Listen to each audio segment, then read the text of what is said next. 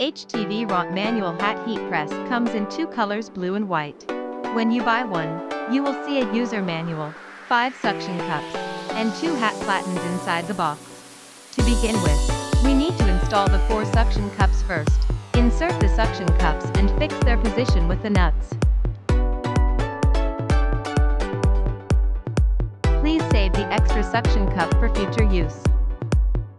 You can choose between the 2 hat platens according to the image size and hat style. Just need to loosen the screws on the 2 sides and install the needed one.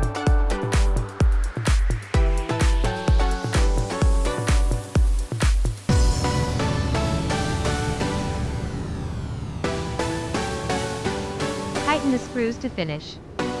Here is the pressure knob. You can adjust the pressure by rotating this knob based on the materials you are going to use.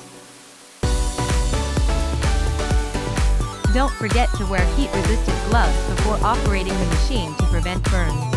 Load the material and pull down the hat stretcher to support the hat. Put the design on the hat and use the heat-resistant tape to fix its position.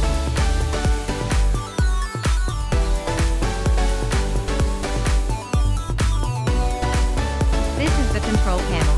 Press the power switch to turn on the machine.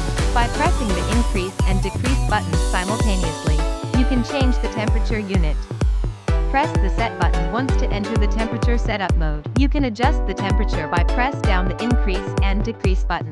After finish the temperature settings, press the set button again to adjust the countdown time. Now, pull down the handle and ensure the heat plate fits the hat's surface. The machine will start counting down automatically after pulling down.